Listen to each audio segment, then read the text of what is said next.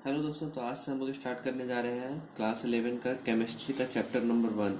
हम लोग आज से स्टार्ट करेंगे क्लास 11 का केमिस्ट्री, और इसके हर एक चैप्टर को हम लोग डीपली डिस्कस करेंगे और इसके जितने भी न्यूमेरिकल्स बनेंगे सभी बनाएंगे।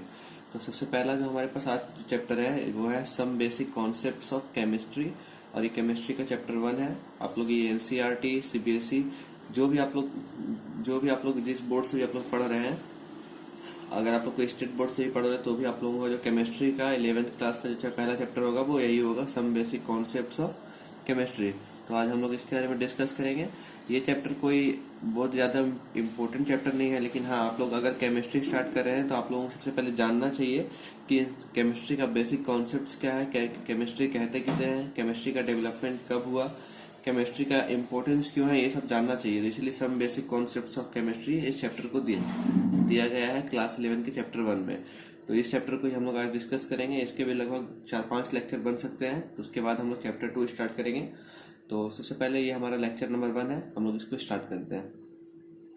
तो यहाँ पर एक कथन दिया गया है, एक हमारे काफ़ी बड़े साइंटिस्ट हैं जो कि थे रोनाल्ड हॉफमैन। उन्होंने एक कथन दिया था कि chemistry is the science of molecules and their transformations. It is the science not so much of the 100 elements but of the infinite variety of molecules that may be built from them. इसका मतलब है chemistry science का उस chemistry हम लोग उस science को कहते हैं जिसमें हम लोग मॉलिक्यूल्स और उनके ट्रांसफॉर्मेशन के बारे में पढ़ते हैं। तो chemistry is the science of molecules and their transformation. और यह जो साइंस है केमिस्ट्री, ये सिर्फ 100 जो हमारे पास 100 एलिमेंट्स या जितने भी एलिमेंट्स हमारे पास डिस्कवर्ड है, सिर्फ उसी के बारे में नहीं है, बल्कि इनफाइनाइट वेराइटी ऑफ मॉलिक्यूल्स जो कि इन एलिमेंट्स के द्वारा जो बने हुए हैं, बिल्ड किए गए हैं, उनके बारे में भी है। यानी मिलियंस ऑफ हम लोग इसमें चीज़ें पढ़ते हैं, इनफाइनाइट वेराइटी ऑफ मॉलिक्यूल्स के बारे में पढ़ते हैं केमिस्ट्री में, नॉट सिर्फ हम लोग 100 एलिमेंट्स के बारे में पढ़ते हैं। तो ये एक रोनाल्ड हॉफमैन का एक कथन था। अब हम लोग पढ़ना स्टार्ट करते हैं बेसिक कॉन्सेप्ट्स ऑफ केमिस्ट्री। तो science can be viewed as a continuing human effort to systematic knowledge for describing and understanding nature.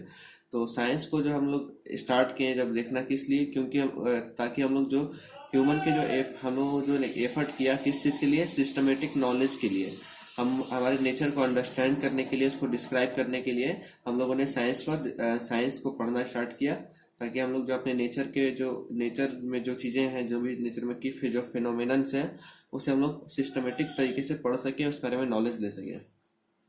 We have learned in our previous classes that we come across diverse substances present in nature and changes in them in daily life। तो हम लोग अपने आसपास हम लोग देखते हैं कि काफ़ी सारे चेंजेस हम लोगों को नेचर में देखने को मिलता है, जैसे कि कर्ड फॉर्मेशन फ्रॉम मिल्क, जैसे कि दूध से दही बनना, formation of vinegar from sugar cane juice on keeping for prolonged time, यानी कि लंबे समय तक जब हम लोग शुगर कैन को रखते हैं तो उससे विनेगर फॉर्म होता है, विनेगर का फॉर्मेशन होता है, ये हम लोग बनते हुए देखे हैं। तो ये क्या हो रहा है, एक ट्रांसफॉर्मेशन हो रहा है। फिर हम लोग रस्टिंग ऑफ आयरन में जंग लगते हुए देखते हैं। तो ये कुछ हम लोग जो है नेचुरल फेनोमेनन, नेचुरल परिघटनाएं देखते हैं हम लोग आसपास में, जो कि केमिस्ट्री से रिलेटेड है, साइंस से रिलेटेड है। ओके, नेक्स्ट हम लोग चलते हैं। For the sake of convenience science is सब डिवाइडेड इनटू वेरियस डिसिप्लिन्स। तो मतलब पढ़ने के लिए, हम लोगों को स्टडी करने के लिए, उसकी कन्वीनियंस के लिए साइंस को जो है सब डिवाइड किया गया है 4 भागों में, या कहें कि बहुत सारे डिफरेंट टाइप्स भागों में किया गया है। सिर्फ 4 भागों में नहीं, बल्कि साइंस को काफ़ी सारे भागों में सब डिवाइड किया गया है। तो उसमें मेनली जो है यहाँ पर लिखा गया है, पहला है केमिस्ट्री, सेकेंड है फिजिक्स, थर्ड है बायोलॉजी एंड फोर्थ है जियोलॉजी। ईटीसी यहाँ लिखा हुआ, इसका मतलब और भी काफ़ी सारे हमारे पास ब्रांचेज हैं साइंस के। तो हम लोग जो अभी पढ़ रहे हैं वो है केमिस्ट्री। तो केमिस्ट्री के बारे में जानते हैं, केमिस्ट्री क्या होता है। What is chemistry? The branch of science that studies the preparation, properties, structure and reactions of material substances is called chemistry। तो केमिस्ट्री भी साइंस का एक ऐसा ब्रांच है जिसमें हम लोग preparation, properties, structure, reaction, material substances के पढ़ते हैं। यानी मटेरियल सब्सटेंसेस की प्रॉपर्टीज के बारे में, स्ट्रक्चर के बारे में, उसके रिएक्शंस के बारे में, उसके प्रिपरेशन के बारे में हम लोग पढ़ते हैं। उसी को हम लोग केमिस्ट्री कहते हैं, इस ब्रांच को हम लोग केमिस्ट्री कहते हैं। अब डेवलपमेंट ऑफ केमिस्ट्री कैसे हुआ, कब हुआ, वो हम लोग जानते हैं। Chemistry came up a result of search for 2 interesting things. तो केमिस्ट्री का जो डेवलपमेंट है, हम लोगों को मेनली दो इंटरेस्टिंग फैक्ट्स हुआ, लेकिन काफी और भी रीजंस हैं केमिस्ट्री का डिस्कवर होने पर, केमिस्ट्री का सर्च होने पर। तो ये रिजल्ट इसका भी हो सकता है, ये दो इंटरेस्टिंग थिंग्स का जो यहाँ पर लिखा गया है। पहला है फिलोसोफर्स स्टोन, जिसको हम लोग पारा कहते हैं। पारा हम लोग जानते हैं किसे कहते हैं, तो जो उसे हम लोग फिलोसोफर्स स्टोन भी कहते हैं। विच वुड कन्वर्ट ऑल बेसर metals example iron and copper into gold. तो ये इस चीज को हम लोग देख करके, इस इंटरेस्टिंग चीज को देख करके हम लोगों ने साइंस इस केमिस्ट्री के बारे में पढ़ना स्टार्ट किया, केमिस्ट्री के बारे में रिसर्च स्टार्ट की। किस चीज को? फिलोसोफर्स स्टोन जो है, पारा जो है, वो क्या करता है, जो भी हमारे बेसर मेटल्स जैसे कि आयरन है, कॉपर है, उनको गोल्ड में कन्वर्ट कर देता है। तो इस इंटरेस्टिंग चीज को देखते हुए हम लोगों ने केमिस्ट्री पर रिसर्च स्टार्ट किया। दूसरा है हमारे पास elixir of life which would grant immortality. तो ये अमृत के बारे में है, जो कि हम लोग अमृत प्रदान करता है, अमृत देता है, इमोर्टलिटी देता है। ओके, तो इसका इस चीज को भी देखते हुए यहाँ काफी सारी रिसर्च हुई केमिस्ट्री पर। Chemistry developed mainly in the form of alchemy and iatrochemistry during 1300 to 1600 CE. Modern chemistry took shape in 18th century Europe after a few centuries of alchemical traditions which were introduced in Europe by the Arabs. तो ये chemistry जब develop हुई उसके बारे में लिखा गया है 1300 to 1600 में। ये आयाट्रो केमिस्ट्री और एल्केमिक केमिस्ट्री के बारे में डेवलप हुआ था, और हमारा 18th सेंचुरी में जो है केमिस्ट्री शेप में आया, केमिस्ट्री हमारे नजर में आया after a few century of alchemical traditions which were introduced in Europe by the Arabs. तो कुछ सेंचुरीज के बाद, आफ्टर अ फ्यू सेंचुरीज, ये यूरोप में भी हम लोगों को पढ़ने को मिला, जानने को मिला। ओके, तो ये था कुछ केमिस्ट्री के डेवलपमेंट के बारे में। अब हम लोग नेक्स्ट टॉपिक पे चलते हैं। अब गाइस हमारे पास नेक्स्ट टॉपिक है इम्पोर्टेंस ऑफ केमिस्ट्री, यानी केमिस्ट्री की इम्पोर्टेंस क्या है, इसकी महत्व क्या है। Principles of chemistry are applicable in diverse areas such as weather patterns, functioning of brain and operation of a computer, production in chemical industries, manufacturing fertilizers, alkalis, acids, salts, dyes, polymers, drugs, soaps, detergents, metals, alloys, etc. इस सभी चीजों में हम लोगों को क्या है, chemistry का इंपॉर्टेंस दिखता है। केमिस्ट्री में ही ये सब चीजें क्या होती है, पढ़ी जाती है।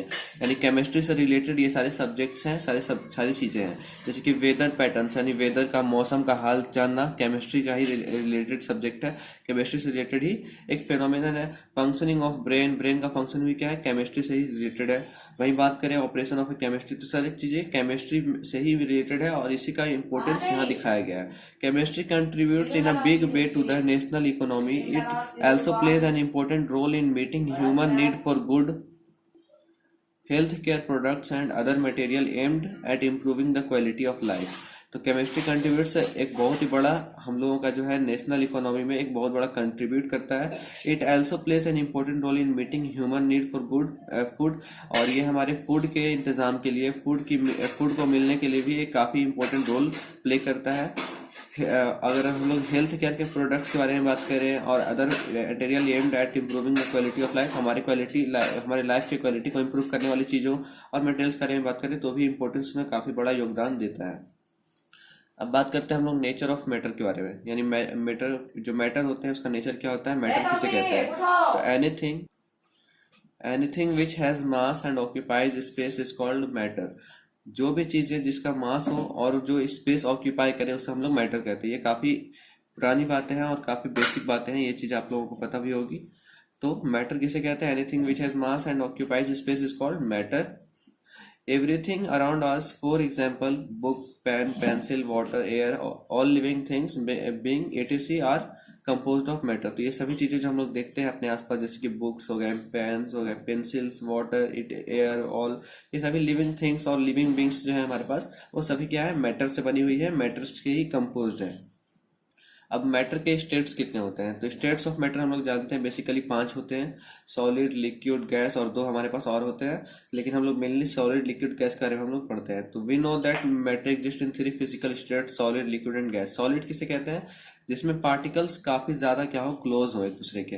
Particles are held very close to each other in solids in an orderly fashion, और ये एक ऑर्डरली ऑर्डरली मतलब कि एक क्रम में लगे हुए होते हैं इनके अंदर पार्टिकल जो होते हैं, और वो एक वेरी मतलब कि एक तरह कह सकते हैं कि उसके जो पार्टिकल होते हैं वो फिक्स होते हैं, and there is not much freedom of movement, और ये इसके अंदर के जो पार्टिकल्स होते हैं उसको इतनी आज़ादी नहीं होती है मूवमेंट करने की। Solids have definite volume and definite shape, solids के वॉल्यूम भी डेफिनेट होती है और शेप भी डेफिनेट होती है।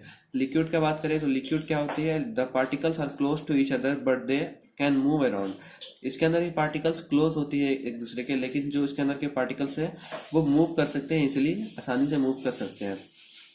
Liquid have definite volume, liquid का वॉल्यूम डेफिनेट होता है but do not have definite shape, लेकिन इसका डेफिनेट शेप नहीं होता है। क्यों? क्योंकि हम लोग लिक्विड को जिस भी वेसल में डालेंगे वो उस तरह का शेप ले लेगा। ग्लास में डालेंगे तो ग्लास का शेप लेगा, बॉक्स में डालेंगे तो वो बॉक्स का शेप ले लेगा। कोई भी लिक्विड, जैसे वाटर ले ले आप लोग, तो लिक्विड का कोई भी शेप नहीं होता है। They take the shape of the container in which they are place, वह उसी कंटेनर का शेप ले लेता है जिसमें उसको प्लेस किया जाता है, जिसमें उसको रखा जाता है। तीसरा है हम लोगों का gases. The particles are far apart as compare to those present in solid and liquid states and their movement is easy and fast. तो अगर गैसेस के पार्टिकल्स की बात करें तो ये लिक्विड और सॉलिड से काफ़ी ज़्यादा अलग है, क्योंकि ये जो होते हैं ये काफ़ी दूर दूर में होते हैं, इनके पार्टिकल्स काफ़ी दूर होते हैं एक दूसरे से, और ये काफ़ी आसानी से मूव कर सकते हैं और फास्ट मूव कर सकते हैं। Gases have neither definite volume nor definite shape, gases की ना तो वॉल्यूम ही डेफिनेट होती है और ना ही डेफिनेट शेप ही होता है। क्योंकि अगर हम लोग गैसेस को जो अगर हम लोग थोड़ा सा अगर गैस लें, आप लोग अगर कुछ भी जितने भी आप लोग गैस ले सकते हैं उतना, अगर जितना भी मोल्स गैस लें और उसको आप लोग एक बॉक्स में पैक करें तो उसमें भी आ जाएगा, और अगर उसको आप लोग घर में पूरा छोड़ दें तो वो घर में भी फैल जाएगा। इस तरह से गैसेस का वॉल्यूम भी फिक्स नहीं होता है और ना ही उसका शेप फिक्स होता है। They completely occupy the space in the container in which they are placed, तो ये भी लिक्विड की तरह जिस भी हम लोग उसको कंटेनर में डालेंगे वो उसी स्पेस में हम लोगों को ऑक्यूपाई कर लेगा, उसी स्पेस को ऑक्यूपाई कर लेगा जिसमें उसको डाला जाएगा, जिस कंटेनर में। तो this three states of matter are interconvertible by changing the conditions of temperature and pressure.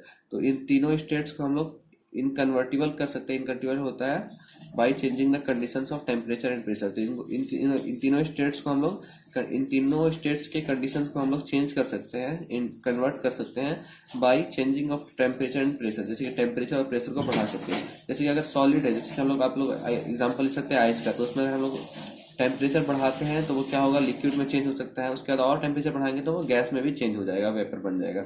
इस तरह से हम लोग देखते हैं कि ये इंटर कन्वर्टिबल होते हैं, यानी चेंज कर सकते हैं, कन्वर्ट होने वाले होते हैं ये तीनों states of matter by the changing of conditions of temperature and pressure.